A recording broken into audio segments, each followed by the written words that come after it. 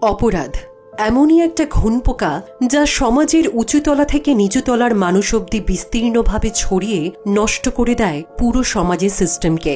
আজ আমরা দেখতে চলেছি এমনই একটা ক্রাইম থ্রিলার ওয়েব সিরিজ যেটা আমাদের সমাজের একটা অপ্রিয় সত্যিকে তুলে ধরে।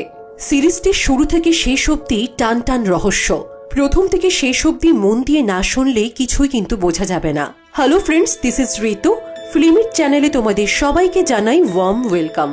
আজ আমি তোমাদের এক্সপ্লেন করে শোনাবো আড্ডা টাইম ওটিটি প্ল্যাটফর্মের একটা crime thriller web series scene, যার বাংলা অর্থ পাপ।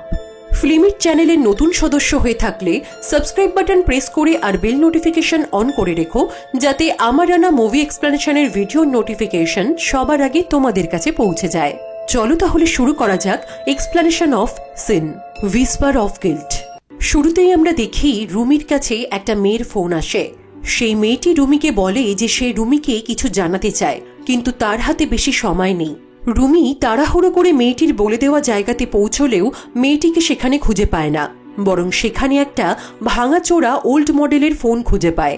আর আমরা ফ্ল্যাশব্যাকে দেখতে পাই যে রুমিকে ফোন করার পর ওই মেয়েটি যে ফোনটা দিয়ে রুমিকে ফোন করেছিল সেটা জুতো দিয়ে চেপে ভেঙে দেয়। মেয়েটি রুমির জন্যই অপেক্ষা করছিল। ঠিক তখনই কয়েকজন এসে গাড়িতে করে ওকে একটা জায়গায় তুলে নিয়ে যায়। গাড়ি থেকে নামানোর পর ওরা মেয়েটাকে টানতে টানতে নিয়ে আসে। তখনই একবার ওই মেয়েটি লোকগুলোকে ধাক্কা মেরে ওর ব্যাগ থেকে একটা সিম্বল ওই লোকগুলোর চোখ এড়িয়ে ওখানে ফেলে দেয়। এরপর লোকগুলো মেয়েটিকে টেনে হিঁচড়ে মাটিতে ফেলে দুটো গুলি করে। সুবল নামের এই লোকটি মেয়েটার ব্যাগ থেকে একটা ফাইল বের করে একজনকে বলে, পেয়ে গেছি বড় সাহেব। তবে এই বড় সাহেবকে কিন্তু আমরা দেখতে পাই না, শুধু শুনতে পাই যে তিনি সুবলকে বলছেন মেয়েটার বডিটাকে জ্বালিয়ে দিতে। কথাটা বলেই ওই বড় সাহেব গাড়ি নিয়ে বেরিয়ে যায়। বড় সাহেব চলে যাওয়ার পর সুবল তার কথা মতো মেয়েটার শরীরে কেরোসিন তেল ঢেলে আগুন লাগিয়ে দেয়। কিন্তু ওরা কেউই খেয়াল করে না যে একটু দূরেই মেয়েটা ওই সিম্বলটা ফেলে রেখেছে। এই সিম্বলের রহস্য আমরা আস্তে আস্তে জানতে পারবো। পরের দিন সকালে পুলিশ ওই ক্রাইম স্পটে পৌঁছয়। ইনি হলেন ক্রাইম ব্রাঞ্চের পুলিশ অফিসার অনন্ত বিশ্বাস। ইন্সপেক্টর পাল অনন্তকে ওই সিম্বলটা দেখিয়ে বলেন যে 2 বছর পর আবার এই সিম্বলটা পাওয়া গেছে। ফ্ল্যাশব্যাকে আমাদের অন্য একটি মেয়ের মৃতদেহ দেখানো হয়, আর তার পাশেও পড়ে আছে ওই সিম্বলটা। আমরা বুঝতে পারি 2 বছর আগের ওই খুনটির সময়েও ওই সিম্বলটা পাওয়া গেছিল। ইন্সপেক্টর পাল অনন্তকে বলে, ব্যাপারটা সমর স্যারকেও একবার জানালে ভালো হতো না? তখন অনন্তর কথা শুনে আমরা বুঝতে পারি যে 2 বছর আগে কোনো একটা কারণে ক্রাইম ব্রাঞ্চের আরেকজন পুলিশ অফিসার সমর সাক্সেনা পুলিশ ফোর্স থেকে সাসপেন্ড হয়েছিল, এবং তারপর সে মেন্টালি আনস্টেবল হয়ে 1 বছর রিহ্যাবে ছিল। আমরা এটাও বুঝতে পারি যে অনন্ত সমরকে একেবারেই পছন্দ করে না। অনন্ত ওখান থেকে চলে যাওয়ার পর ইন্সপেক্টর পাল মনে মনে বলে, আবার সবকিছু শুরু হবে বলে মনে হচ্ছে। এরপর সিন শিফট হয় রুমির মিডিয়া হাউসে। রুমি কয়েকটা পুরনো নিউজ পেপারের কাট আউট দেখছিল, যেখানে লেখা আছে পিয়ু সেনগুপ্ত নামের একটি মেয়েকে সমর সাক্সেনা এনকাউন্টারে মেরে ফেলেছে। ঠিক সেই সময় সিধু ওই রুমে আসে। রুমি আর সিধুর কথোপকথনে আমরা জানতে পারি রুমি আগে একটা বড় মিডিয়া হাউসে চাকরি করত। কোনো একটা কারণে ওর চাকরিটা চলে যায়। তখনই রুমির সাথে সিধুর আলাপ হয়। সিধুর ফান্ডিং এর সাহায্যেই ওরা দুজন মিলে নিজেদের এই মিডিয়া হাউস তৈরি করেছে। ওরা ওদের এই মিডিয়া হাউসের নাম দিয়েছে সত্যি। আমরা দেখতে পাই 2 বছর হয়ে যাওয়া সত্ত্বেও রুমি এই পিয়ু সেনগুপ্তর খুনের ব্যাপারটা নিয়ে কোনো একটা কারণে খুবই অবসেসড। বোঝাই যাচ্ছে যে ব্যাপারটা শুধুমাত্র তার কাছে একটা নিউজ নয়, কোথাও একটা পার্সোনাল যোগাযোগ আছে। আমি জানি এতদূর অব্দি শুনে তোমাদের মনে অলরেডি অনেকগুলো প্রশ্ন দানা বাঁধছে। গল্প এগোলে আস্তে আস্তে আমরা সবটাই বুঝতে পারবো। রুমি আর সিধু কথা বলছিল, ঠিক সেই সময় ইন্সপেক্টর পাল রুমিকে ফোন করে জানায় আগের দিন রাতে ঘটে যাওয়া সেই খুনের কথা। ইন্সপেক্টর পাল বলেন তার মনে হয় যে এটা রুমির জন্য ইম্পর্টেন্ট হতে পারে। তিনি রুমিকে জায়গাটার লোকেশন পাঠিয়ে দেন। রুমি সঙ্গে সঙ্গে ওই স্পটে পৌঁছয়। ইন্সপেক্টর পাল রুমিকে ওই সিম্বলটার ছবি পাঠায়। আমরা আবার ফ্ল্যাশব্যাকে পিয়ু সেনগুপ্তর খুনের একটা ঝলক দেখতে পাই। ইন্সপেক্টর পাল রুমিকে বলে, অনন্ত স্যার এখানে এসেছিল। তিনি সমর স্যারের ওপর খুবই ক্ষেপে আছেন। সমর স্যার কি আর ফোর্সে ফিরবেন না? রুমি ইন্সপেক্টর পালের এই প্রশ্নের উত্তর দিতে পারে না। ওদিকে অনন্ত তার senior officer joint commissioner of police Abinash গুপ্তের কাছ থেকে এই কেসটার দায়িত্ব নিতে চায়। অবিনাশ গুপ্তের কথা শুনে আমরা বুঝতে পারি যে তিনি মনে করছেন অনন্ত নিজের পার্সোনাল একটা রাগের কারণে এই কেসটা নিতে চাইছে। তিনি অনন্তকে বলেন, আগের বার যখন এই সিম্বলটা দেখা গেছিল তখন ওদের 3 জনের জীবনটা একেবারে নষ্ট হয়ে গেছিল, তাই এবার যেন অনন্ত সাবধান থাকে। এখানে কোন 3 জনের কথা বলা হচ্ছে সেটা আমরা কিছুক্ষণ পরে বুঝতে পারবো। ইনি হলেন সমর সাক্সেনা, ক্রাইম ব্রাঞ্চের পুলিশ অফিসার, যিনি 2 বছর আগে পীয়ূষ সেনগুপ্তকে এনকাউন্টার করার জন্য সাসপেন্ড হয়েছিলেন। তারপর তিনি মেন্টালি আনস্টেবল হয়ে 1 বছর রিহ্যাবে থাকেন। আমরা দেখতে পাই রুমি আর সমর একসাথেই থাকে। রুমি সমরকে জানায় গতকাল রাতে ঘটে যাওয়া খুন আর তার পাশে পড়ে থাকা সিম্বলের কথা। সমরের ঘটনাগুলো মনে পড়ে যায় আর আমরা ফ্ল্যাশব্যাকের ঝলকে দেখি সেদিন সমর অন ডিউটিতে পীয়ূষ সেনগুপ্তকে গুলি করে মেরে ফেলেছিল, আর পিউয়ের পাশে পড়েছিল ঠিক এই সিম্বলটা।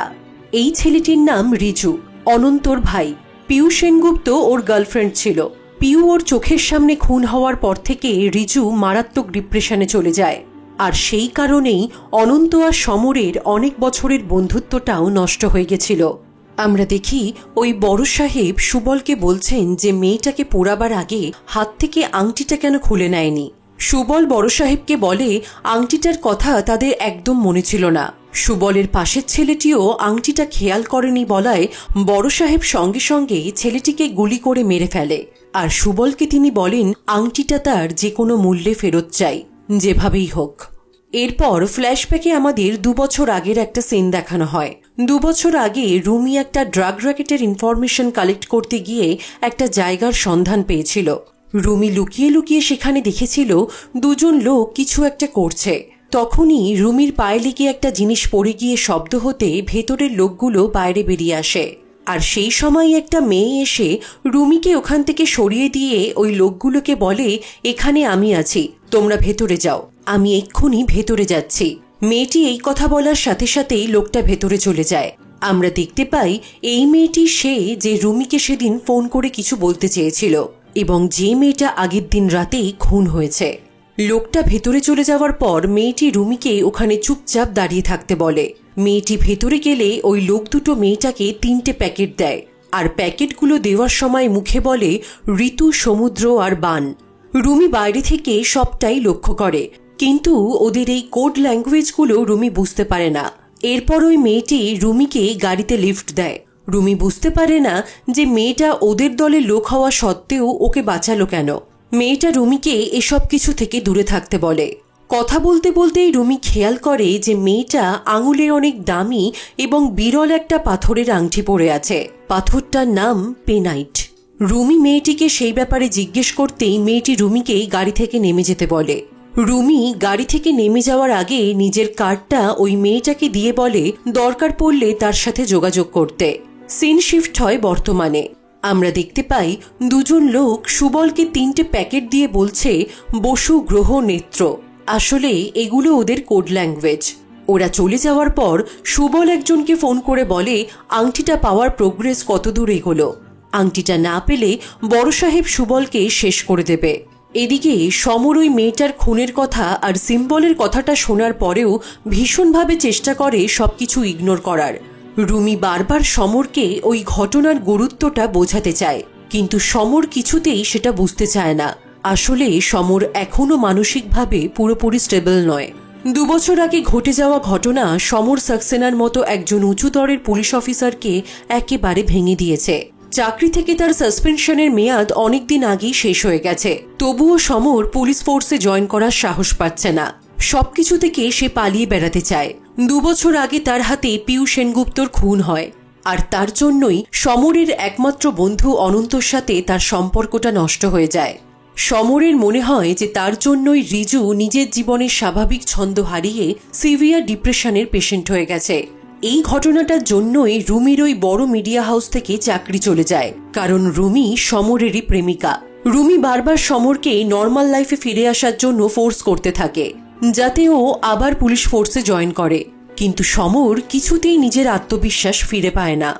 আমরা দেখতে পাই রিজু সারাক্ষণ কম্পিউটার আর অ্যালেক্সার সামনে বসে নিজেকে একটা ঘরের মধ্যেই বন্ধ করে রেখেছে। কেউ কোথাও যেতে বললেও রিজু যেতে চায় না।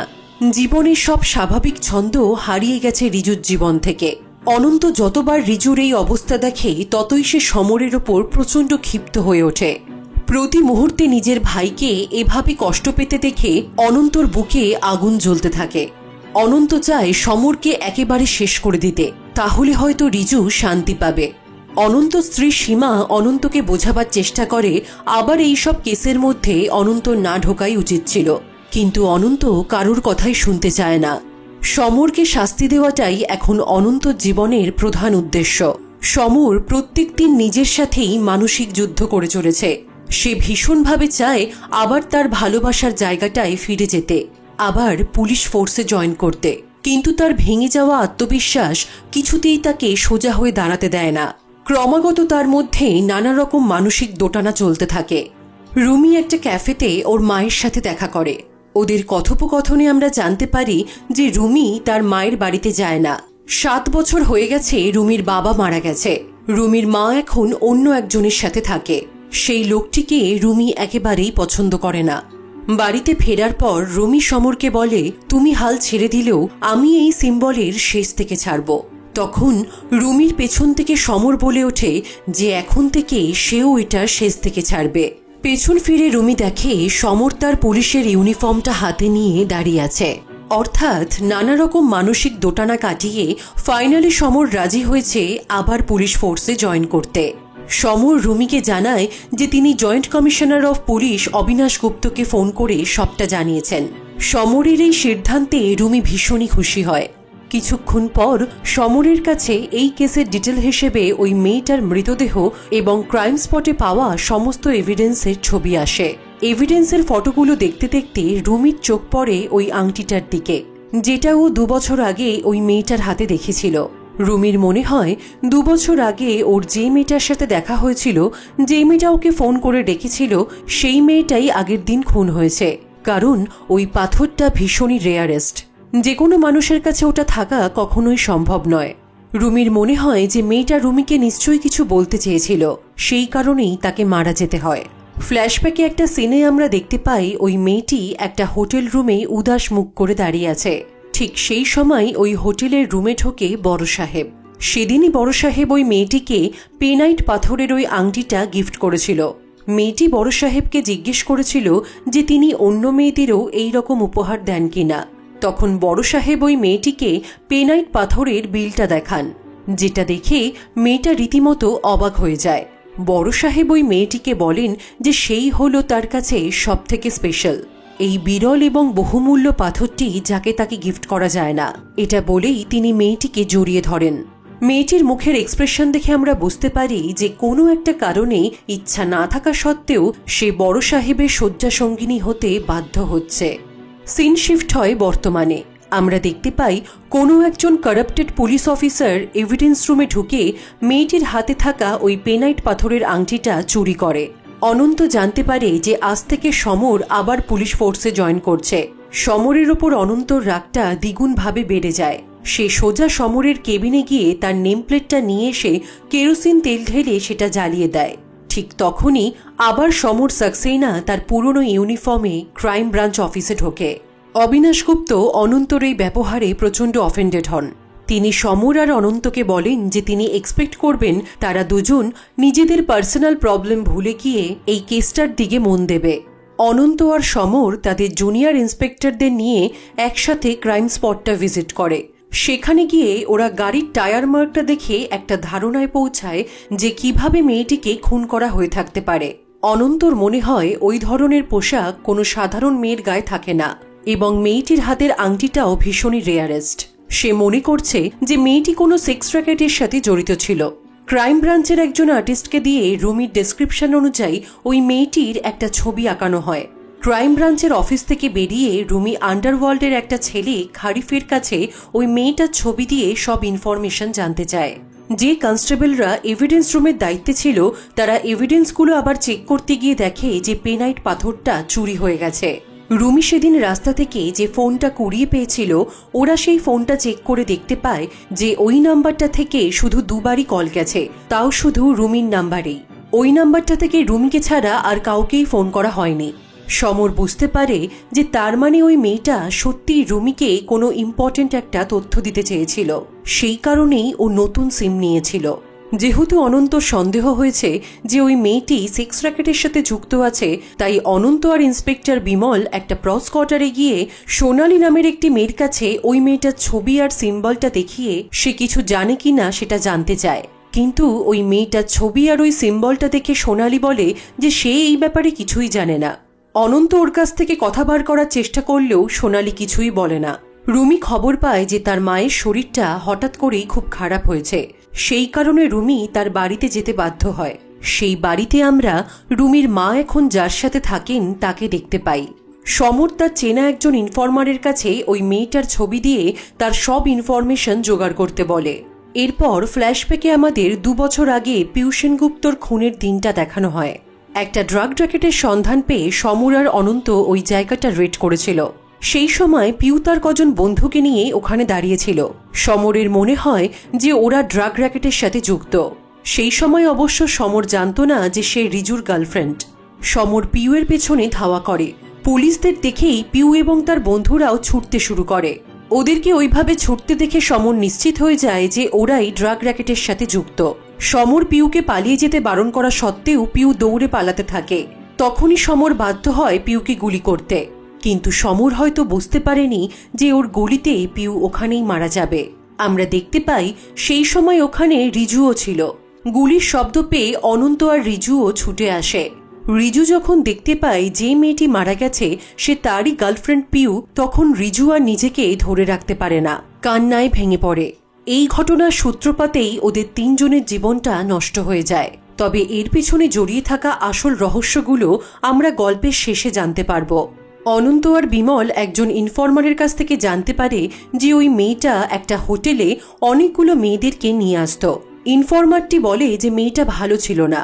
অনন্ত বিমলকে বলে যে তার সিক্স সেন্স কখনো ভুল বলে না। সে 100% শিওর যে মেয়েটা সেক্স র্যাকেটের সাথে যুক্ত। ওদেরকে একবার ওই হোটেলের সিসিটিভি ফুটেজগুলো চেক করতে হবে। খালিফের মনে পড়ে যে সে তার পার্টনার আশিক পিন্টুর সাথে ওই মেয়েটাকে দেখেছিল। খালিফ রুমিকে ফোন করে জানায় যে মেয়েটা প্রস্টিটিউশনের সাথে যুক্ত। মেয়েটাকে সে আশিক পিন্টুর সাথে দেখেছে। আশিক পিন্টু এখন আন্ডারগ্রাউন্ড আছে। 2 দিনের মধ্যেই সে মেয়েটার খবর রুমিকে জানাবে। অনন্ত আর বিমল ওই হোটেলের সিসিটিভি ফুটেজগুলো দেখে। রিসেপশনিস্ট জানায় যে ওই মেয়েটা কিছু মেয়েদের নিয়ে এখানে রেগুলারলি আসতো। তার মধ্যে একটি মেয়েকে দেখে অনন্তর খুব চেনা চেনা লাগে। অনন্ত বিমলকে ওই মেয়েটির খোঁজ নিতে বলে। সমর পুলিশ আর্কাইভ রুমের দায়িত্বে থাকা এক্স অফিসার জীবেন তরফদারকে ওই মেয়েটির ছবি আর সিম্বলটা দিয়ে সব ইনফরমেশন জোগাড় করতে বলে। সমরের অ্যাসিস্ট্যান্ট ইন্সপেক্টর সাত্তকী সমরকে ফোন করে এক্ষুনি একবার ক্রাইম ব্রাঞ্চের অফিসে আসতে বলে। সমর সেখানে পৌঁছে জানতে পারে যে এভিডেন্স রুম থেকে পেনাইট পাথরটা চুরি হয়ে গেছে। সাত্তকী সমরকে বলে যে গার্ড বেচারা ভীষণই ভয় পেয়ে গেছে। সমর আর সাত্তকী বুঝতে পারে যে এটা ওদের ভেতরেরই কারোর কাজ। সমর সাত্তকীকে বলে ওই আংটিটা ওদের জন্য ভীষণই গুরুত্বপূর্ণ। ওই আংটিটার নাম পেনাইট। সাত্তকী যেন শহরের সব জায়গায় খোঁজ নেয় যে এর মধ্যে কোথায় ওই পেনাইট পাথরের ডিলিং হয়েছে। সমর বলে আপাতত যেন সাত্তকী আর এভিডেন্স রুমের গার্ড এই ব্যাপারে কাউকে কিছু না জানায়। রুমি সিধুকে বলে যে খালিক তখন তাকে ফোন করে জানালো যে ওই মেয়েটাকে সে আশিক পিন্টুর সাথে দেখেছিল। 2 দিনের মধ্যে সবকিছু জানাবে বলল, কিন্তু এখন ওর ফোনটা সুইচ অফ। রুমি বলে যে খালিক যদি আর ফোন না ধরে তাহলে রুমি খালিকের ডেরায় যাবে। রুমির কথা শুনে সিধু খুবই অবাক হয়ে যায়, কারণ ওই জায়গাগুলো একেবারেই সেফ নয়। এরপর আমরা দেখি রিজুর মনে পড়ে পিউয়ের সাথে কাটানো তার ভালো মুহূর্তগুলো। পিউ যেদিন মারা যায় সেদিন ওই জায়গায় ও রিজুকেও ডেকেছিল। রিজুকে একটা ব্যাগ দিয়ে পিউ বলেছিল যে কয়েকদিনের জন্য যেন রিজু ওর ব্যাগটা তার কাছে রাখে। ওই ব্যাগের ভেতরে পিউয়ের কতগুলো বই আছে। বিমলের কাছে ওই হোটেলের রিসেপশনিস্ট ফোন করে জানায় যে ওরা যেই মেয়েটিকে খুঁজছে, মানে যাকে অনন্ত চেনা চেনা লাগছিল, সেই মেয়েটি এখন ওই হোটেলে গেছে। বিমল ওই হোটেলের রিসেপশনিস্টকে বলে মেয়েটাকে আটকে রাখতে, সে এক্ষুনি ওখানে পৌঁছাচ্ছে। এরপর ফ্ল্যাশব্যাকে আমাদের একটা সিন দেখানো হয়। 7 বছর আগে রুমি একদিন বাড়িতে ফিরে হঠাৎ করেই দেখে তার বাবা খুন হয়ে মাটিতে পড়ে আছে। 7 বছর আগে রুমির বাবার খুনের সময়ও পাওয়া গেছিল ওই সিম্বলটা। আসলে রুমি আবার তার মায়ের সাথে দেখা করতে এসেছে। তার বাবার ছবির দিকে তাকিয়ে রুমির পুরনো কথাগুলো মনে পড়ে যায়।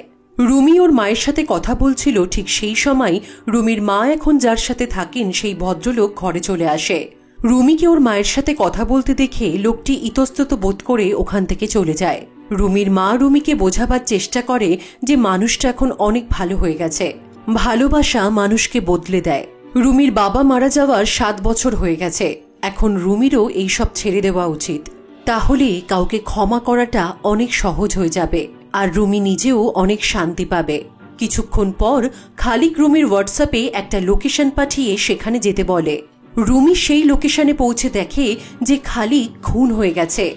বিপদ বুঝতে পেরে রুমি পালিয়ে যাওয়ার চেষ্টা করে, কিন্তু ঠিক তখনই একজন দুষ্কৃতী রুমির দিকে রিভলভার তাক করে। এরপর আমাদের ফ্ল্যাশব্যাকে একটা সিন দেখানো হয়। পিউ সেনগুপ্ত যেদিন মারা যায় সেদিন সে বাড়ি থেকে বেরোনোর আগে তার বাবা তাকে বেরোতে বারণ করে। পিউয়ের বাড়ির অবস্থা দেখে আমরা বুঝতে পারি পিউ একজন নিম্ন মধ্যবিত্ত পরিবারের মেয়ে ছিল। ওর বাবা সন্দেহ করছিল যে পিউ কোনো খারাপ কাজের সাথে যুক্ত হয়েছে। তাদের মতো একটা নিম্ন মধ্যবিত্ত পরিবারে যেখানে দুবেলা খাওয়ার ঠিক মতো পাওয়া যায় না, সেখানে হঠাৎ করে পিউয়ের কাছে প্রত্যেকদিন নতুন নতুন দামি জামা কাপড়, ফোন, ব্যাগ আসতেই থাকে। পিউয়ের বাবা তার মেয়েকে এইসব নিয়ে সাবধান করতে চাইলে পিউ তার বাবার সাথে খুব খারাপ ব্যবহার করে ওখান থেকে বেরিয়ে যায়। সিন শিফট হয় বর্তমানে। সমর অনেকক্ষণ ধরে ফোন করেও রুমিকে ফোনে পাচ্ছে না। সে রুমির মা এবং সিধুকেও ফোন করে দেখে যে রুমি তাদের ওখানেও নেই। ব্যাপারটা সন্দেহজনক লাগাতে সমর বাড়িতে আসে তার রিভলভারটা নেওয়ার জন্য, কিন্তু বাড়িতে এসে সমর দেখে যে রুমি বাড়িতেই রয়েছে। সমর রুমিকে জিজ্ঞেস করে যে তার ফোনটা বন্ধ কেন।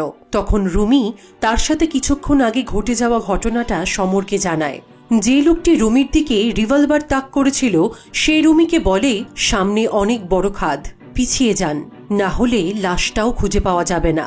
রুমি সমরকে বলে যে সে বুঝতে পারছে না যে ওরা রুমিকে বাগে পেয়েও কেন ছেড়ে দিল। সমর রুমিকে নিজের জীবনের ঝুঁকি নিয়ে ওরকম একটা খারাপ জায়গায় খালিকের মতো একজন ক্রিমিনালের সাথে দেখা করতে যাওয়ার জন্য খুব বকাবকি করে। ওই হোটেল থেকে যে মেয়েটিকে অ্যারেস্ট করা হয়, অনন্ত তাকে ইন্টারোগেট করতে আসে। মেয়েটির নাম সুমিতা। সুমিতাকে অনন্তর আগে থেকেই চেনা চেনা লাগছিল বলে অনন্ত প্রথমেই সুমিতাকে জিজ্ঞেস করে যে তাদের আগে কখনো দেখা হয়েছিল কিনা। সুমিতা জানায় যে তাদের আগে কখনোই দেখা হয়নি। অনন্ত সুমিতাকে যে মেয়েটি খুন হয়েছে তার ছবি দেখিয়ে তার ব্যাপারে জানতে চায়। মেয়েটার ছবি দেখে সুমিতা জানায় যে ওই মেয়েটার নাম মোহনা। অনন্ত সুমিতাকে জিজ্ঞেস করে যে সে মোহনাকে কিভাবে চেনে। তখন সুমিতা একটু ইতস্তত করে অনন্তকে বলে যে সে এসকর্ট সার্ভিসের সাথে যুক্ত আছে আর মোহনা তাদেরকে ক্লায়েন্ট এনে দিত। ওদের ভাষায় মোহনাকে এজেন্ট বলে। অনন্ত আবার সুমিতাকে জিজ্ঞেস করে যে তাদের কি সত্যি কখনো আগে দেখা হয়নি। সুমিতা আবার না বলে। সমর তার ইনফরমারের কাছ থেকে খবর পেয়ে সোনালীর কাছে যায়, কারণ ওই আশিক পিন্টুর সাথে সোনালীর খুব ভালো সম্পর্ক। সমর সোনালীকে মোহনার ছবি দেখিয়ে তার খুনের ব্যাপারে জিজ্ঞেস করলে প্রথমে স্বাভাবিকভাবেই সোনালী কিছুই বলতে চায় না। তখন সমর সোনালীকে বলে এই মেয়েটাকে আশিক পিন্টুর সাথে দেখা গেছিল আর সে আগে থেকেই জানে যে সোনালী এমনি এমনি তাকে কোনো ইনফরমেশন দেবে না। তখন সমর সোনালীর মেয়ের ছবি দেখিয়ে তাকে ভয় দেখায়। সোনালী সমরকে বলে তার মেয়ের দিকে হাত না বাড়াতে, সে সমরকে সবকিছু বলবে। সমর জিজ্ঞেস করে যে সোনালী প্রথম কবে মোহনাকে দেখেছিল। সোনালী বলে একদিন আশিক পিন্টুই ওই মেয়েটাকে নিয়ে আসে। সেদিন মোহনাকে দেখে সোনালী পিন্টুকে বলেছিল নতুন এসেই মোহনা যে কোনো গাড়ি ধরতে পারবে না, আগে ওরা সবাই যাবে তারপর মোহনা যাবে। তখন পিন্টু সোনালীকে বলে যে ও যে কোনো গাড়িতে উঠবে না, ওর জন্য একটা স্পেশাল গাড়ি আসবে, সাদা অ্যাম্বাসাডার, ও সেই গাড়িটাতেই উঠবে। আমরা দেখতে পাই সুবল মোহনাকে গাড়িতে তুলে নিচ্ছে। সাদা অ্যাম্বাসাডার শুনে সমর সোনালীকে জিজ্ঞেস করে তার মানে কি ওটা কোনো ভিআইপির গাড়ি ছিল। তখন সোনালী বলে যে সেটা হতেই পারে, কিন্তু ও ওই গাড়িতে কোনো লাল নীল বাতি দেখতে পায়নি। রুমি যখন এই কেসটা নিয়ে খুব মন দিয়ে স্টাডি করছিল তখন সিধু হঠাৎ করে এসে রুমিকে বলে যে সামনেই ইলেকশন আসছে, রুমির শুধু এই কেসটাতে মন না দিয়ে ইলেকশনের দিকেও মন দেওয়া উচিত। রুমি সিধুকে বলে যে এই কাজটাও ইম্পর্টেন্ট, সে সবকিছুই সামলে নেবে। সিধু রুমিকে জিজ্ঞেস করে যে কাজের জন্য তার এই মুহূর্তে কোনো টাকা পয়সা লাগবে কিনা। তখন রুমি সিধুকে বলে কেন, টাকার গাছ লাগিয়েছ নাকি? সিধু বলে জার্নালিজম ছেড়ে ব্যবসায় নেমেছি, টাকার গাছ তো একটা অবশ্যই লাগিয়েছি, তার যত্নও নিচ্ছি। এটা শুনে রুমি বলে তাদের অফিসের ছেলেমেয়েগুলো বড্ড খাটছে, ওদের যদি একটু ইনক্রিমেন্টের ব্যবস্থা করে দেওয়া যায় তাহলে খুব ভালোই হয়। রুমিকে অবাক করে দিয়ে সিধু বলে যে সে সবাইকে 20% ইনক্রিমেন্ট বাড়িয়ে দেবে। সিধুর কথা শুনে রুমি খুশি হলেও বেশ অবাকও হয়ে যায়। সাত্তকী সমরকে বলে যে ওই পেনাইটটা কলকাতায় একজনই আনিয়েছিল, তবে এখন সেই দোকানের মালিক পুরীতে গেছেন, আগামীকাল 11টার সময় ফিরবেন, সেই কারণে দোকান থেকে সাত্তকীকে পরের দিন দেখা করতে বলেছে। এবার আমরা জানতে পারি রুমির মা দীপিকা যে ভদ্রলোকটির সাথে থাকেন তিনি হলেন ওই অঞ্চলের এমএলএ বিজয় সাধুকা। তিনি জয়েন্ট কমিশনার অব পুলিশকে বলেন যে তিনি জানতে পারছেন রুমি এই কেসটাতে একটু বেশি ইনভলভ হয়ে পড়ছে, রুমির কিছু হয়ে গেলে দীপিকাকে সামলানো যাবে না। তখন অবিনাশ বলে অনন্ত আর সমর এই কেসটা দেখছে, কিন্তু তার তো কোনো এখতিয়ার নেই রুমিকে সরাসরি এই কেসটা থেকে সরে আসতে বলার।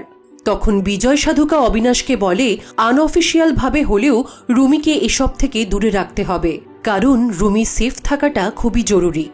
অনন্ত রিজুকে ওষুধ খাওয়াতে গেলে রিজু অনন্তকে জিজ্ঞেস করে যে পিউকে এভাবে কে ফাঁসালো, কেনই বা ফাঁসালো। রিজু দৃঢ় বিশ্বাস পিউ আর যাই হোক ক্রিমিনাল নয়। অনন্ত রিজুকে বলে যে সে জানে পিউ ইনোসেন্ট ছিল, সেই কারণে যে দোষী তাকে শাস্তি দিতে হবে। হঠাৎ করেই অনন্তর চোখ যায় রিজুর ফোনের স্ক্রিনের দিকে। আসলে অনন্ত এই ঘরে আসার আগে রিজু তার ফোনে পিউয়ের ছবি দেখছিল, সেখানেই একটা ছবিতে অনন্ত দেখতে পায় পিউয়ের সাথে সুমিতা মেয়েটা রয়েছে। অনন্তর বারবার মনে হতে থাকে যে সে সুমিতাকে আগেও কোথাও দেখেছে। পিউয়ের সাথে সুমিতাকে দেখে অনন্ত কনফার্ম হয়ে যায় যে সে সত্যি সুমিতাকে আগেও দেখেছে। তখনই অনন্ত বিমলকে ফোন করে বলে যে সুমিতা মেয়েটিকে তার লাগবে, যেভাবেই হোক। রুমির বাবার খুনের দিন পাওয়া সিম্বল, পিউ সেনগুপ্তর খুনের দিন পাওয়া সিম্বল আর মোহনার খুনের দিন পাওয়া সিম্বল সবকটাকে রুমি আর সমর একসাথে করে। ওরা বোঝার চেষ্টা করে যে এই 3টে খুনের মধ্যে কি মিল থাকতে পারে, যার কারণে এই 3টে খুনের সময়ই ওই সিম্বলটা পাওয়া গেছে। রুমি সমরকে বলে যে সে মোহনার সাথে দেখাও করেছে, তার মনে হয় না যে মোহনা একজন সেক্স ওয়ার্কার হতে পারে। ওর চোখ দুটো খুবই ইনোসেন্ট ছিল, ওকে দেখে মনে হচ্ছিল ও কোনো ভালো পরিবারের মেয়ে। সমর বলে একজন সেক্স ওয়ার্কারের জন্য একটা স্পেশাল গাড়ি আসবে, ব্যাপারটা খুব অদ্ভুত।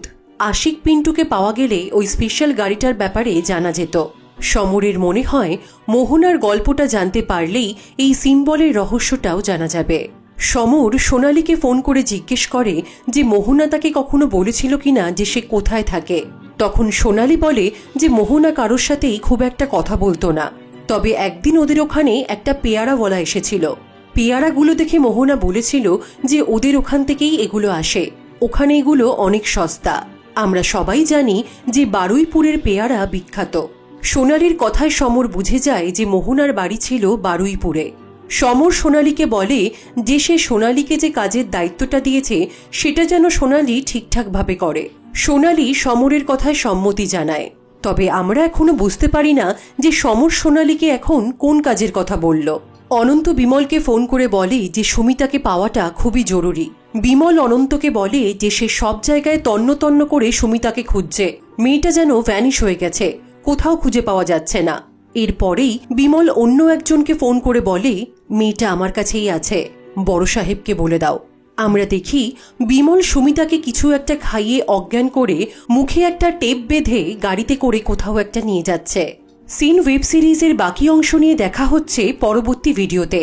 এই ভিডিওটা যদি ভালো লেগে থাকে তাহলে please to like, comment, share and please don't forget to subscribe limit.